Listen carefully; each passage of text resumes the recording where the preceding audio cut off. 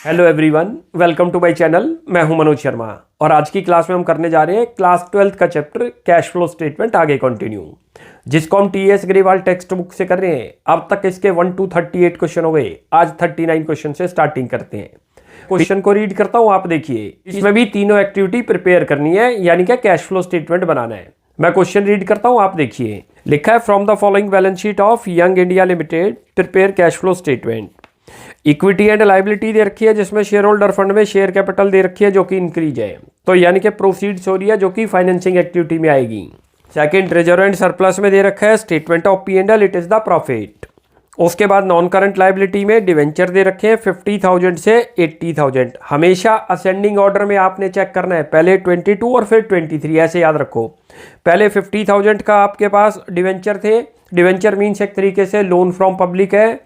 बाद में वो इंक्रीज हो गया तो फर्दर लोन और ले रखा है आपने, इसके ऊपर इंटरेस्ट पे करना पड़ेगा। अपने आप ध्यान रखना, रेट ऑफ इंटरेस्ट गिवन है। एक तो इससे प्रोसीड्स दिख रही है जो कि फाइनेंसिंग एक्टिविटी में आएगी।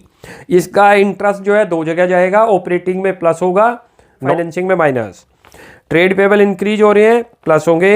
उसके बाद अदर करंट लायबिलिटी है। फिर असेट साइड चलते हैं तो असेट्स इंक्रीज हो रही है तो परचेजेज हो रही है। नॉन करंट इन्वेस्टमेंट भी इंक्रीज हुई है तो परचेजेज है। ऐसे ही फिर करंट एसेट्स आपको दिखा रखी है 1,50,000 से इन्वेंट्री क्या हो गई, इंक्रीज है, तो कैश का आउटफ्लो है क्योंकि जो है इंक्रीज हुई है असेट्स। असेट्स जब भी इंक्रीज होगी तो माइनस करते हैं, डिक्रीज है तो प्लस करते हैं। कॉन्सेप्ट भी है। इंक्रीज का मतलब है कि आपने असेट्स को टेक ओवर कर रखा है तो आउटफ्लो हुआ होगा फर्म का, इसलिए माइनस करते हैं। और डिक्रीज का मतलब है आपने उसको सेल आउट कर रखा होगा या कैश में कन्वर्ट कर रखा होगा, इसलिए उसको प्लस करते हैं। ट्रेड रिसीवेबल आपके डिक्रीज हो रहे हैं, प्लस हो जाएंगे, इसका मतलब आपको ट्रेड रिसीवेबल से रिकवरी हुई है। लास्ट में कैश एंड कैश इक्विवेलेंट है जो कि सबसे तीनों एक्टिविटी को प्लस करने के बाद आएगा। अब स्टार्टिंग देखो क्वेश्चन की कैसे करते हैं। ये कैश फ्लो स्टेटमेंट बना लिया करो, 2 कॉलम खोल लिया करो, एक डिटेल का एक अमाउंट का। डिटेल्स में पहले जिस एक्टिविटी को बना रहे हैं उसकी सारी आइटम यहाँ लिखेंगे। ओवरऑल जब उसका आंसर आएगा तो कहाँ पर लिखेंगे, आउटर कॉलम में। अब स्टार्टिंग करो। सबसे पहले ऊपर हेडिंग डाल दो cash flow from operating activity. अब स्टार्टिंग करो। सबसे पहले देखो नेट प्रॉफिट देखा करो। 4 आइटम आपको बता रखी है यहाँ पर। ऑपरेटिंग एक्टिविटी देखा जाए 3 पार्ट में डिवाइड है। एक है जिसमें net profit before tax and extra ordinary find out करते हैं। नेट प्रॉफिट को बेस लेंगे, उसके अंदर आपको जनरल रिजर्व बता रखा है, प्रोविजन फॉर टैक्स बता रखा है और 2 डिविडेंड, प्रपोज डिविडेंड और इंटरिम डिविडेंड। इस क्वेश्चन में खाली नेट प्रॉफिट दे रखा और कुछ नहीं है, तो सबसे पहले तो लिख दो यहाँ नेट प्रॉफिट और यहाँ लिख भी दो नेट प्रॉफिट बिफोर टैक्स। जब कुछ नहीं लिखा है इसी को मानते हैं कि ये बिफोर टैक्स है। कैसे निकलता है, क्लोजिंग माइनस ओपनिंग, याद रख लो। कितना दे रखा है नोट करो, ये रहा 82,000 से 183, 101, 1,01,000 हुआ है। यहाँ लिख लो 1,01,000।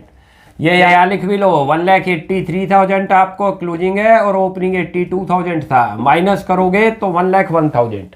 ये क्या चीज आ गई, नेट प्रॉफिट बिफोर टैक्स, क्योंकि कोई आइटम नहीं दे रखी हमें, ना तो जर्नल रिजर्व दे रखा, ना प्रोविजन फॉर टैक्स और ना ही कोई डिविडेंड, तो सीधा ये लिख देंगे। अब इसमें आगे अगला स्टेप क्या था, नॉन कैश और नॉन ऑपरेटिंग आइटम, वो भी एक ही दे रखी है, क्या है, इंटरेस्ट, और कुछ नहीं है। लिख दो पहले यहाँ नॉन कैश और non operating item. Cash item में देखो क्या क्या दिखता है, इंटरेस्ट ऑन बोरोइंग्स, कोई इंटरेस्ट है तो आएगा। Loss on sale of fixed asset, depreciation charge on assets या एमोर्टाइजेशन कर रखा हो किसी इंटेंजिबल असेट्स का, जैसे कि गुडविल रिटर्न ऑफ, जर्नली यही दिखेंगी। अब यहां पर इस क्वेश्चन में खाली आप चेक करोगे, ना तो गुडविल कहीं दे रखी, ना कोई डेप्रिसिएशन बता रखा, कोई मशीन सोल्ड नहीं, खाली एक इंटरेस्ट आना है, इंटरेस्ट ऑन डिवेंचर, वो लिख दो यहां पर। आप प्लस करो यहां पर इंटरेस्ट ऑन डिवेंचर। चलो कितना अमाउंट दे रखा है, देखो रेट दे रखा है 15%। हम 2 तरीके से, जब हमें ये ना पता चले कि कौन सी वैल्यू पर लगाना है, ओपनिंग पर या क्लोजिंग पर, नीचे एक फुटनोट दे दिया करो। नीचे फुटनोट में दो जिस भी वैल्यू पर आप लगाना चाह रहे हो। जैसे लेट करो 50,000 और 80,000। हमने लोन तो लिया है 30,000 का, तो क्लियर है। डिवेंचर मीन्स मैंने आपको बता दिया, it is treated as loan from public. Public से जब लोन ले रहे हैं उसी को बोलते हैं डिवेंचर, तो उनको इंटरेस्ट पे करना पड़ेगा। अब ये 30,000 की या तो डिटेल दे दे कि कब आपने फर्दर लोन लिया है। 50 का तो चल ही रहा है हमारे ऊपर, 50 से वो इंक्रीज हुआ है 80, तो इसका मतलब 30 का और लिया है। पहले मैं इसको कर देता हूं, हम 50 के ऊपर अभी लगा रहे हैं और 100 करो, कितना बनेगा 7,500। हम दोनों में से किसी भी वैल्यू पर ले सकते हैं जब साइलेंट हो, याद रख लो। तो इसके लिए आप नीचे क्या फुटनोट दे दोगे, जैसे हमने 50 पर लगाया, कैश फ्लो स्टेटमेंट के बिल्कुल एंड में लिख दो, it is assumed new debenture issued end of the year. हमने माना है कि जो नए डिवेंचर इशू है जो 30,000 के हुए कि वो एंड में इशू है। लेट करो एक स्टूडेंट लिखता है new debenture issued at the beginning of year, तो वो 80,000 पर लगाएगा। क्लियर है? जर्नली ओपनिंग पर ले लिया करो और नीचे फुटनोट दे दो, new debenture issued end of the year, इसलिए हम 50 पर लगा रहे हैं। क्लियर है? अब इसके अंदर देखो और क्या आइटम आनी थी, याद करो। लॉस पर और क्या आइटम आ सकती थी, loss on sale of fix asset. इसके अलावा क्या आ सकता था, डेप्रिसिएशन चार्ज ऑन असेट्स या amortisation of goodwill, intangible assets पर जो चार्ज है। कोई भी नहीं दे रखा, यहीं पर क्लोज कर दो।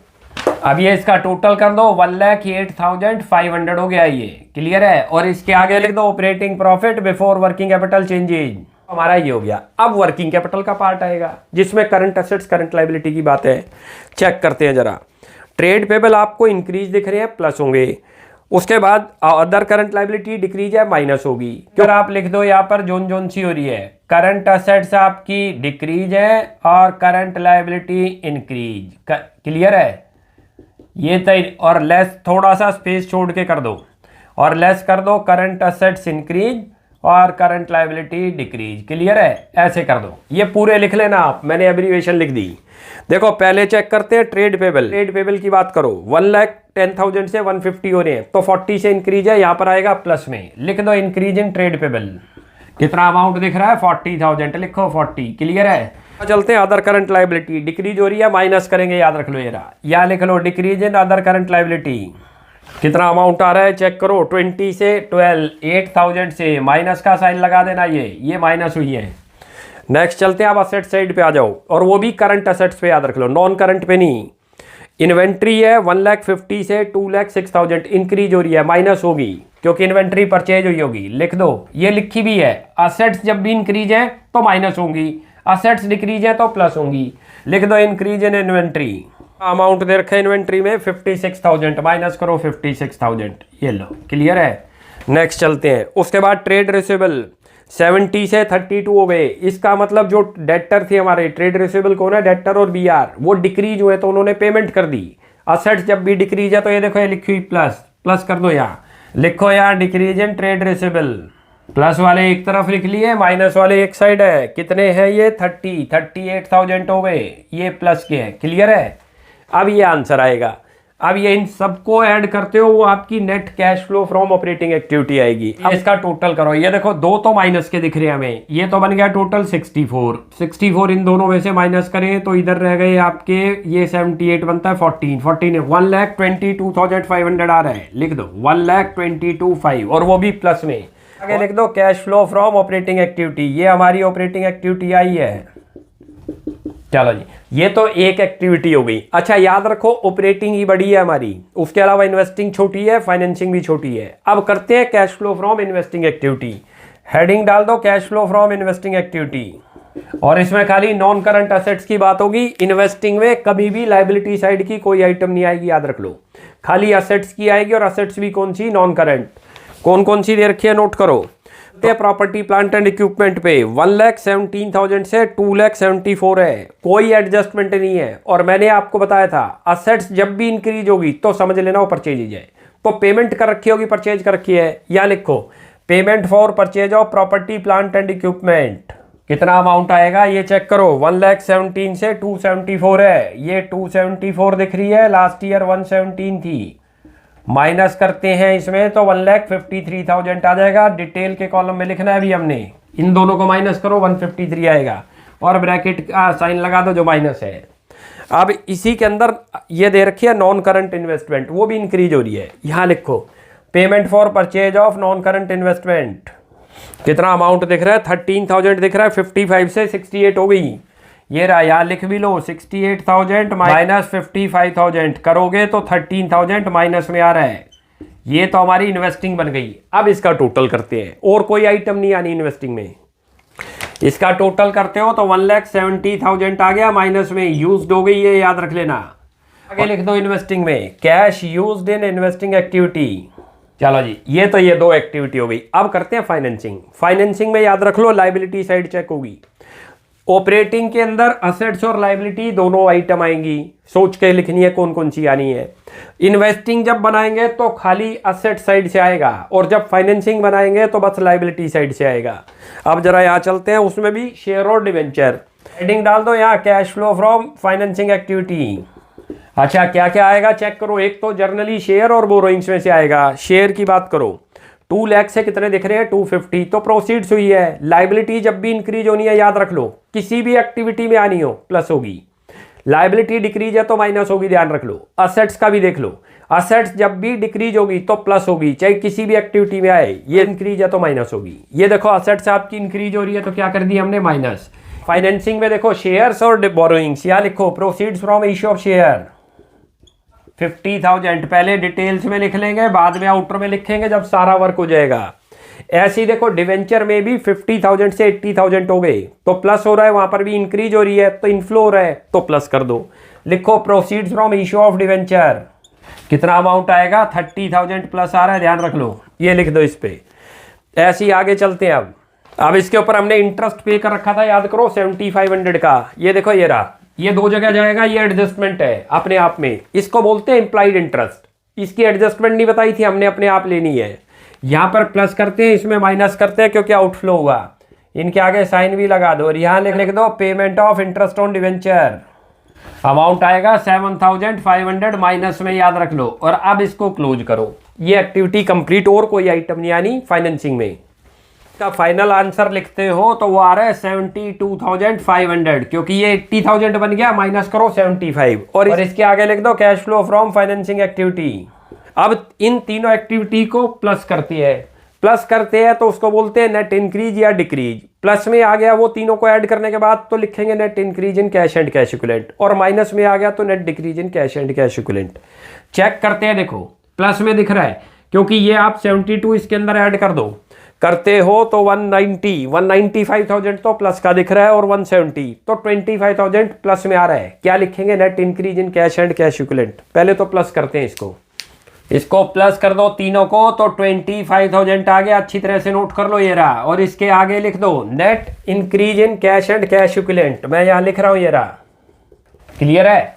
अब इसके अंदर क्या करते हैं, याद करो, ये तो तीनों एक्टिविटी को ऐड कर दिया हमने, तीनों को ऐड करा तो 25,000 आ गया। क्यों, क्योंकि ये देख लो ये निकलता भी कैसे है, ये यहां लिख भी लो 122,000 तो 500 आपका प्लस का था, माइनस का है 170 लिख लो, और प्लस का फिर 72,500 वहां से आया, ये ध्यान रख लेना तीनों को ऐड करके। अब इसके अंदर ऐड करते हैं opening cash and cash equivalent, वो अपने आप क्लोजिंग के इक्वल आएगा। ओपनिंग आपको 70,000 दे रखा है, करंट असेट्स वाले हेडिंग में देखो कैश एंड कैश इक्विवेलेंट, यहां पर प्लस करो cash and cash equivalent at the beginning of year. ये आपको क्वेश्चन के अंदर दे रखा है 70,000, अच्छी तरह से देख लो। 70 को इसमें ऐड करोगे तो कितना बनेगा, 95, वो अपने आप क्लोजिंग के इक्वल आएगा। क्लोजिंग में 95 दिखा रखा है, कर दो ऐड, ये आंसर आ गया हमारा। क्लियर है। कैश फ्लो एक ऐसा क्वेश्चन है जिसमें आपको अपने आप पता चल जाएगा कि हमारा आंसर ठीक है या नहीं। तीनों एक्टिविटी को ऐड करो, उसमें opening cash and cash equivalent को ऐड कर दो, करोगे तो वो क्लोजिंग के इक्वल आना चाहिए जो बुक में दे रखा होगा। बुक में दे रखा है 95, तो समझ लो हमारा ठीक हो गया। और यहाँ इसके सामने लिख दो cash and cash equivalent at the end of year. Clear हो गया। तो ये क्वेश्चन था भाई, पहले एक एक एक्टिविटी करके निकाल लेनी है। पहले ऑपरेटिंग बना दो, फिर इन्वेस्टिंग, फिर फाइनेंसिंग, फिर तीनों को ऐड कर दो, उसको इंक्रीज या डिक्रीज बोलते हैं। उसमें ओपनिंग कैश को ऐड कर दो, कैश एंड कैश इक्विवेलेंट को, वो क्लोजिंग के इक्वल आ जाएगा। तो ये क्वेश्चन हो गया हमारा 39। अब एक और क्वेश्चन करते हैं 40। मैं क्वेश्चन को रीड करता हूं, आप देखिए। लिखा है prepare cash flow statement on the basis of the information given in the balance sheet of Nidhi limited as at 31 March 2023 and 31 March 2022। Balance sheet दे रखी है 2 साल की, उसमें डिटेल्स दे रखी हैं। देखो सबसे पहले शेयर कैपिटल है जो कि फाइनेंसिंग का पार्ट बनता है, फाइनेंसिंग एक्टिविटी में आएगा। रिजर्व एंड सरप्लस के आगे देखो नोट नंबर जैसे ही लिखा जाए तो डायरेक्ट यहां से डिफरेंस नहीं लेना, आप नीचे चेक करो क्या बता रहा है रिजर्व एंड सरप्लस का। खाली उसमें स्टेटमेंट ऑफ P&L है जो कि इंक्रीज है, तो सबसे टॉप पे आएगा नेट प्रॉफिट, याद रख लो ऑपरेटिंग एक्टिविटी में। नॉन करंट लायबिलिटी दे रखी है, ये फाइनेंसिंग का पार्ट बनता है, कोई चेंज नहीं हो रहा तो कोई इंपैक्ट नहीं पड़ेगा इसमें। शॉर्ट टर्म बोरिंग्स दे रखी है, ये भी फाइनेंसिंग का पार्ट बनता है, ये डिक्रीज हो रही है तो वहां पर माइनस करेंगे क्योंकि कैश का आउटफ्लो हुआ होगा। ट्रेड पेबल आपको बता रखे हैं 48 से 40,000 डिक्रीज हुए हैं। लाइबिलिटी जब भी डिक्रीज है माइनस होगी क्योंकि आउटफ्लो हुआ होगा। साइड चलते हैं नॉन करंट एसेट्स में। प्रॉपर्टी प्लांट एंड इक्विपमेंट बता रखे हैं 5,60,000 से 8,50,000 इंक्रीज हो गए हैं। और जब भी एसेट्स इंक्रीज है मैंने बताया परचेजेज है, का आउटफ्लो हुआ है माइनस करेंगे इन्वेस्टिंग एक्टिविटी में। नॉन करंट इन्वेस्टमेंट भी इंक्रीज हो रही है, ये भी इन्वेस्टिंग एक्टिविटी में माइनस होगा क्योंकि परचेजेज हुई है। उसके बाद करंट एसेट्स बता रखी है करंट इन्वेस्टमेंट। करंट इन्वेस्टमेंट लिखा जाए या कभी मार्केटेबल सिक्योरिटी लिखा जाए, ये कैश एंड कैश इक्विवेलेंट का पार्ट बनता है जो तीनों एक्टिविटी को प्लस करने के बाद आएगा। इन्वेंट्री दे रखी है वो की डिक्रीज हुई है तो प्लस होगी ऑपरेटिंग एक्टिविटी में वर्किंग कैपिटल वाले पार्ट में। ट्रेड रिसीवेबल डिक्रीज हो रही है वो भी आपकी यानी कि ऑपरेटिंग एक्टिविटी के अंदर आएगा, वर्किंग कैपिटल वाले पार्ट में प्लस होगा क्योंकि डिक्रीज हुआ। फिर कैश एंड कैश इक्विवेलेंट, उसके बाद नीचे आपको रिजर्व एंड सरप्लस और बता रखा है। अब स्टार्टिंग करते हैं क्वेश्चन की। देखो सबसे पहले ऊपर लिख दिया करो कैश फ्लो स्टेटमेंट कौन से ईयर का बना रहे हैं 23 का। यहां पर हेडिंग डाल दो सबसे पहले ऑपरेटिंग एक्टिविटी, लिखो cash flow from operating activity. सबसे पहले तो लिखो नेट प्रॉफिट जो आपको क्वेश्चन में दे रखा है, और लिख दो नेट, क्योंकि कोई टैक्स नहीं दे रखा, कोई एक्स्ट्रा ऑर्डिनरी आइटम नहीं, नेट प्रॉफिट बिफोर टैक्स लिख दो डायरेक्ट। यहाँ कैसे आएगा देखो 2 साल के दे रखे हैं आपको 3 लाख और 4 लाख। ये तो 4 लाख दे रखा है करंट ईयर का, प्रीवियस ईयर का 3 लाख। इंक्रीज हुआ है प्रॉफिट तो प्रॉफिट आपका ये आ गया, ये नेट प्रॉफिट। लेट करो ये माइनस में आ जाए तो क्या लिख देंगे नेट लॉस। क्लियर है। अंदर जो हम नॉन कैश वाली आइटम करते हैं वो कोई नहीं दे रखी क्वेश्चन के अंदर। नॉन कैश और नॉन ऑपरेटिंग आइटम, ना तो डेप्रीशिएशन है क्वेश्चन के अंदर देखो, ना ही कोई एसेट सेल है जिससे कि लॉस या गेन है, ना कोई गुडविल रिटर्न ऑफ दे रखी, ना कोई इंटरेस्ट ऑन लोन। तो डायरेक्ट अब आपका कौन सा पार्ट आएगा वर्किंग कैपिटल वाला। वर्किंग कैपिटल शुरू करो, एंड में चेक करो क्या क्या चीज ऐड होनी है। तो करंट एसेट्स तो डिक्रीज है याद रख लो, एंड करंट लायबिलिटी इंक्रीज, इनको तो ऐड करते हैं। ऐसे ही लेस क्या करेंगे वो भी लिख लो हाथ के हाथ। यहाँ assets increase and current liability decrease. Check करते हैं कौन सी एसेट्स और कौन सी लायबिलिटी में इंक्रीज डिक्रीज है। देखो ट्रेड पेबल डिक्रीज है 8,000 से, किधर आएंगे माइनस होंगे। ये रहा करंट लायबिलिटी डिक्रीज, लिख दो decrease in trade payable, minus का साइन लगा दो। ये रहा 8,000, कैसे आया देखो ये रहा 40,000 है करंट के और प्रीवियस के कितने हैं 48, ये आ गया। क्लियर है। अब आगे चलते हैं। उसके बाद शॉर्ट टर्म बोरोइंग इसमें आनी नहीं है, यहां पर याद रख लो करंट एसेट्स और करंट लायबिलिटी आएगी। उसके बाद आगे चलो, current investment cash and cash equivalent का पार्ट बताया। इन्वेंट्री चेक करो, इन्वेंट्री इंक्रीज हो रही डिक्रीज हो रही है तो प्लस होगी। करंट एसेट्स जब भी डिक्रीज है प्लस लिख दो डिक्रीज इन इन्वेंट्री 2 से 76, 6,000 से डिक्रीज हुई है प्लस करो 6,000। ऐसे ही देखो ट्रेड रिसीवेबल 92 से 38 हो गई तो 54,000 से डिक्रीज है। 54,000 यहाँ लिखो, कितना अमाउंट आएगा 54,000 जो बताया डिफरेंस जब आप करोगे तो। अब इनका और कोई आइटम नहीं, कैश एंड कैश इक्विवेलेंट सबसे एंड में करते हैं, ध्यान रख लो। अब इनका टोटल करते हैं, इनका टोटल करते हैं तो ये तो 160 हो गया। 160 में से 8,000 माइनस कर दो, 1,52,000 आ गया, प्लस में आ गया ये। और इसके आगे लिख दो cash flow from operating activity. अब चलते हैं इन्वेस्टिंग एक्टिविटी। ऑपरेटिंग तो हमारी कंप्लीट हो गई, छोटी सी थी इस क्वेश्चन में। क्लियर करते हैं इन्वेस्टिंग एक्टिविटी। और इन्वेस्टिंग में मैंने आपको बताया लायबिलिटी की कोई आइटम नहीं आएगी, असेट से आएगी, और वो भी कौन सी नॉन करंट असेट से। यहां लिखो cash flow from investing activity. इसमें क्या क्या आएगा आप चेक करते हैं। देखो कोई एडजस्टमेंट नहीं है तो डायरेक्ट डिफरेंस ही लेंगे। आपको प्रॉपर्टी प्लांट एंड इक्विपमेंट दिखा रखा है 5,60,000 से 8,50,000 इंक्रीज होने हैं। तो आप जब भी असेट्स इंक्रीज है तो मैंने क्या बताया था आपको माइनस करते हैं क्योंकि आउटफ्लो हुआ होगा। ये परचेजेज है 560 से 850 माइनस करो तो 2,90,000 लिखो यहाँ पर। Payment for purchases of property plant and equipment, कितना अमाउंट बताया 2,90,000 माइनस में कर देना क्योंकि परचेजेज है। अगला चलते हैं, नॉन करंट इन्वेस्टमेंट भी इंक्रीज हो रही है 1,60,000 से 2,32,000, ये बन गई 72,000 से purchases. Payment for non current investment, इनके आगे साइन लगा दो, ये तो लेस का साइन है और ये भी लेस का है क्योंकि माइनस कर रहे हैं। Payment for purchase of non current investment 2,000 आ रहा है, लिख लो। माइनस में है ये भी क्योंकि परचेज हुई। 2 ही एक्टिविटी थी बस इसमें। अब इसको क्लोज करते हैं। आप इसको क्लोज करते हो तो देखो ये इसमें 3,62,000 आ रहा है, माइनस में लिख लो 362। ये तो बन गई हमारी इन्वेस्टिंग। अब करते हैं फाइनेंसिंग। और फाइनेंसिंग में क्या चीज बताई थी आपको, लाइबिलिटी साइड आएगी। लाइबिलिटी साइड में भी बेसिकली आपके शेयर्स और जो है लॉन्ग टर्म बोरोइंग्स या शॉर्ट टर्म बोरोइंग। यहाँ लिखो, हेडिंग डाल दो पहले, cash flow from financing activity. चलो जी, क्या क्या चीज आएगी नोट करो इसके अंदर। फाइनेंसिंग में मैंने बताया शेयर्स और लॉन्ग टर्म या शॉर्ट टर्म बोरोइंग। चेक करते हैं, ये 6 लाख से 8 लाख इंक्रीज हो रही है। लाइबिलिटी याद रख लो, जब भी इंक्रीज होगी तो प्लस होगी, किसी भी एक्टिविटी में आनी हो। डिक्रीज है तो माइनस होगी। असेट्स के बारे में भी सुन लो, जब भी इंक्रीज होगी तो माइनस होगी, चाहे कहीं पर भी आनी हो वो। असेट्स जब भी इंक्रीज होगी तो माइनस, और डिक्रीज है तो प्लस। अब यहाँ चलो फाइनेंसिंग में, शेयर आपके प्लस ऐड कर दो यहाँ पर। Proceeds from issue of share से आया 2 लाख, पहले 6 लाख थे, बाद में कितने दिख रहे हैं वो 8 लाख। तो 2 लाख से आपने शेयर नए इशू कर दिए, प्लस कर दिया। लॉन्ग टर्म बोरोइंग की बात करते हैं। लॉन्ग टर्म बोरोइंग 1 लाख से 1 लाख, कोई चेंज नहीं है। शॉर्ट टर्म बोरोइंग की बात करो, 50,000 से 0 हो गई, liability decrease. If your liability will be decrease in any activity it will be minus. Clear है, उसको माइनस करते हैं। लाइबिलिटी जब भी इंक्रीज है तो प्लस। ये देखो, शेयर कहाँ दे रखे थे, लाइबिलिटी साइड। लाइबिलिटी इंक्रीज हुई तो प्लस कर दी। ऐसी आप ऊपर भी चेक करोगे तो ये देखो, यदि ट्रेड पेबल लाइबिलिटी साइड दे रखे, इंक्रीज हुए थे तो प्लस। ध्यान रख लो, लाइबिलिटी साइड में आपको प्रॉफिट रिजर्व एंड सरप्लस दिख रहा था, इंक्रीज हुआ तो प्लस कर दिया। जैसे ही लाइबिलिटी डिक्रीज होगी तो माइनस। अब शिफ्ट भी चलो, आपने अपनी लाइबिलिटी की पेमेंट कर दी। पेमेंट कर दी तो मीनिंग क्या है, आपकी जेब से आउटफ्लो हुआ तो माइनस करो, यहां पर लेस करो, लिख दो payment for current maturity of long term debts. यानी कि मीनिंग ये है कि हमारे थे तो लॉन्ग टर्म डेट, लेकिन वो क्या है, इंस्टॉलमेंट में पे होंगे, इस ईयर में पे होने होंगे। तो जो 1 साल के अंदर अंदर पे करने हैं उनको शॉर्ट टर्म बोरोइंग्स में डाल देंगे। यहाँ कितना अमाउंट है, 50,000, लिख दो 50, और ये ब्रैकेट में आएगा, माइनस का साइन आएगा क्योंकि रीपेमेंट हुई है। अब इनका टोटल करते हैं। टोटल करते हैं तो क्लियर दिख रहा है 150 से कैश का इनफ्लो हुआ है फाइनेंसिंग एक्टिविटी में। टोटल करके दिखा दो कितना आ गया, 1,50,000। और इसके आगे लिख दो cash flow from financing activity, ये बन गई। अब इन तीनों एक्टिविटी कंप्लीट हो गई हमारी। ऑपरेटिंग भी कंप्लीट हो गई, इन्वेस्टिंग भी कंप्लीट हो गई, फाइनेंसिंग भी कंप्लीट हो गई।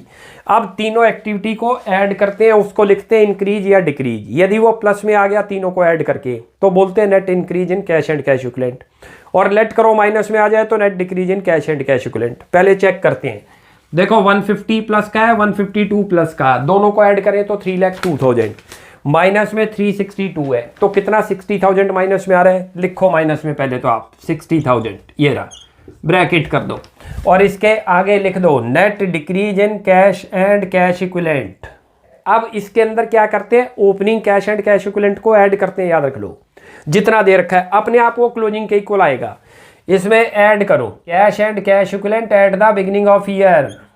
अच्छा, कौन कौन से कैश लिखते हैं इसके अंदर, याद रख लो, कैश का बैलेंस, बैंक का balance, marketable security, short term investment, जो दे रखी हो। ओपनिंग में चेक करो क्या दे रखा है, 70,000 तो देखो cash and cash equivalent opening में 2022 में, और साथ में मार्केटेबल सिक्योरिटी है 1,34,000 की, वो दोनों ऐड होंगी। यानी कि 70,000 लिखो यहाँ पर और प्लस करो 1,34,000, दोनों को लिखना होगा। याद रख लो वो दोनों ही कैश एंड कैश इक्विवेलेंट है। दोनों को ऐड करते हो तो 2,04,000 बन गया, ये लिख दो 2,04,000, ये प्लस में है। और 60,000 माइनस में, इसी में ऐड करना था। इसको इसके साथ एडजस्ट करते हो तो कितना बन गया, 1,44,000। ये आपका आंसर आना चाहिए जो क्लोजिंग के इक्वल होगा। पहले तो हेडिंग डाल दो, cash and cash equivalent at the end of the year. अच्छा, कैसे निकलेगा नोट करो। देखो क्लोजिंग की बात करो, 94,000 और 50,000 दो दे रखे हैं। 90,000 तो कैश एंड कैश इक्विवेलेंट में लिखा है, 50,000 करंट इन्वेस्टमेंट में। Current investment cash and cash equivalent का ही पार्ट है, बार बार रिपीट कर रहे हैं। कभी कभी मार्केटेबल सिक्योरिटी लिखा आएगा, वो भी इसी का पार्ट है। कितना दे रखा है, 94,000 और प्लस करो 50,000, दोनों को ऐड करोगे तो 1,44,000 बनना चाहिए। देखो बन गया, क्लियर है। तो ये ऐसे क्वेश्चन था। पहले क्या करनी है, ऑपरेटिंग एक्टिविटी बनाओ, फिर इन्वेस्टिंग, फिर फाइनेंसिंग, तीनों को क्लब कर दो तो नेट इंक्रीज और डिक्रीज निकाल लो। उसमें opening cash and cash equivalent add करते हैं, खाली कैश एंड कैश इक्विवेलेंट नहीं। यदि क्वेश्चन में करंट इन्वेस्टमेंट दे रखे तो वो भी उसी में ऐड। मार्केटेबल सिक्योरिटी दे रखी है तो वो भी उसी में ऐड। क्लियर है, वो अपने आप closing cash and cash equivalent के इक्वल आ जाएगा। तो आज हमारा अब ये 40 क्वेश्चन कंप्लीट हो गया। नेक्स्ट क्लास में आगे कंटिन्यू करते हैं। आप यहाँ तक प्रैक्टिस कीजिए। कोई भी डाउट लगता है you will ask in comment section. आपको हमारी वीडियो अच्छी लगती है प्लीज़ इसको लाइक एंड सब्सक्राइब कीजिए। Thanks for watching my video. Next class में जल्दी ही मिलते हैं।